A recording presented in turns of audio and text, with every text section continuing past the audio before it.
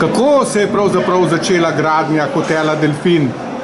Zveza upokojencev Slovenije je iskala lokacijo za počitniški dom na Obali, občini Piran, Izola in Koper, in so se odločili za to lokacijo, ki jo je takrat zasedal sindikat cementarne Anhovo. Pol je bilo izbrana projektna organizacija Studio Izola in v njej mlad projektant, ki je to sprojektiral in je v okras Izole in tudi tistim, ki so v tem domu. Kako se je pisal? Aleksandar Bizjak. In gospod Bizjak, kje ste črpal ideje za ta lep hotel? Črpal iz okolice, iz tistih trendov, ki so se takrat dogajali v arhitekturi. Kateri so bili tisti trendi? Ja, takrat je pač ta postmoderna, moderna, je bila ena velika razstava v Benetkah in takrat smo vse več takih objektov. Vajdovščine na Bledu, Sežanje, pač podobno. Vsi na nek način tako delali. Ste imeli kakšne težave pri projektiranju? Sem slišal, da so bile problem kopalnice. Ne, to ni bila težava. To pač pri zvezi upokojencev so bila različna stališča. Vodil je gospod Nagode, ta gradbeni odbor, ki si je tudi smislil celo stvar, ni pol prišel do gospoda Debeljaka s to idejo. Za eni upokojenci pa gradilo se kot počitniški dom in niso verjeli, pač, da bi oni imeli nek hotel, ampak so rekli, se so lahko skupne kopalnice, pa sobe za 5 do 6 ljudi, pa tako. In pol nekako sem ga uspel pripričati, da vseeno pač naredimo kopalnice, pa normalne hotelske sobe. Normalne za tisti čas, danes so malo majhne nekatere, da so pa iščejo neke rešitve pri opremljanju, da se to kompenzira. Ja, to je bil za takrat velik standard, ne? Za takrat, za njih je bil to zelo visok standard. Tudi hiša je bila moderna za tisti čas. Je bila prva hiša s sončnimi kolektorji v Sloveniji, ki so bili tudi v Sloveniji narejeni. Še par drugih takih. Kaj vas po 35 letih razveseljuje, ko pridete v hotel Delfin? Kot arhitekta? Veseli me predvsem, da je vedno poln. In tako kot je, se nisem niti vedel, prej mi je Boris lepo rekel, da je to hotel, ki je vedno mlajši, da on to spremlja. Zdaj hodi kot gost, igrata rok tukaj. Prvako ta rok v tem prostoru in pač polno skozi in živi. Kaj pa, kar se tiče same arhitekture, ker so ga nekaj dograjevali, obnavljali? Zdaj vse te večje dograditve, to sem pač hvaležen vsem tem direktorjem in lastniku, so pač meni zaupali, tako da sem sam popravljal svoje delo. Probaš sveda z leti izboljšati. Kako pa vi, gospod Debeljak, gledate na ta hotel sedaj?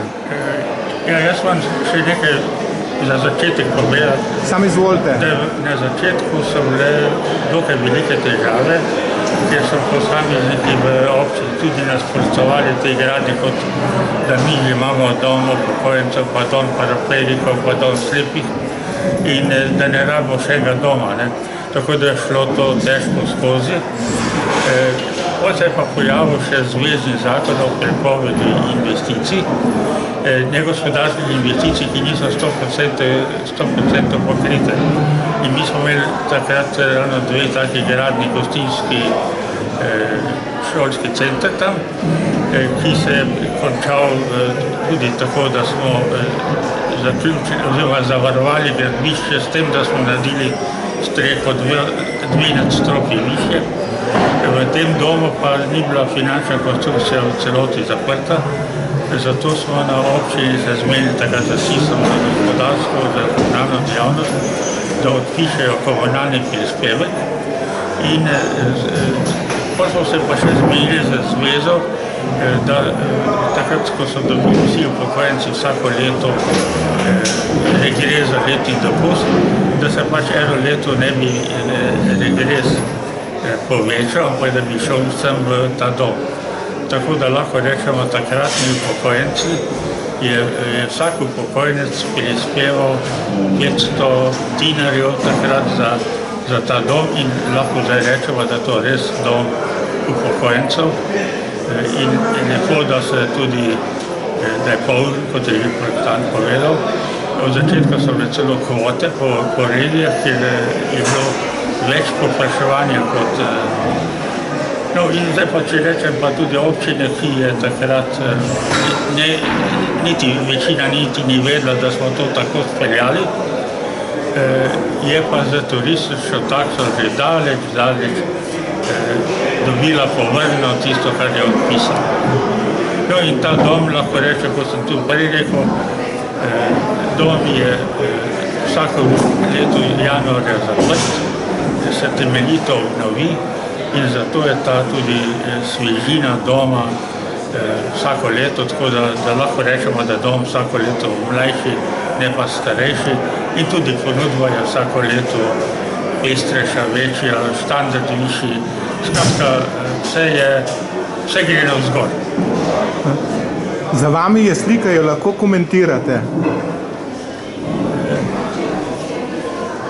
Ja, to je bilo pri otvoritvi, ker vidim, da že govori tudi prvi direktor, to je na Gode, ta bil motor dejavnosti, Batagel, predsednik zveze, no jaz takrat, ko še nisem bil upokojenec, zdaj sem, no in pa prvi direktor.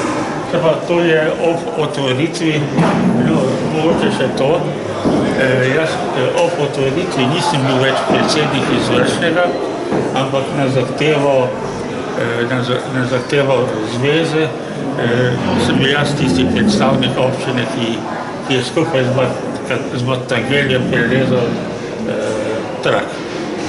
Na sliki sicer Batagel z predsednico socialistične zveze, pa nekje blizu moram biti tudi jaz, ker sem tudi jaz pa dolgo škali prerezal.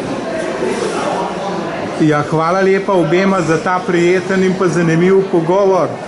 In kaj se pa želita, da bi z tega hotela nastajalo še v bodoče?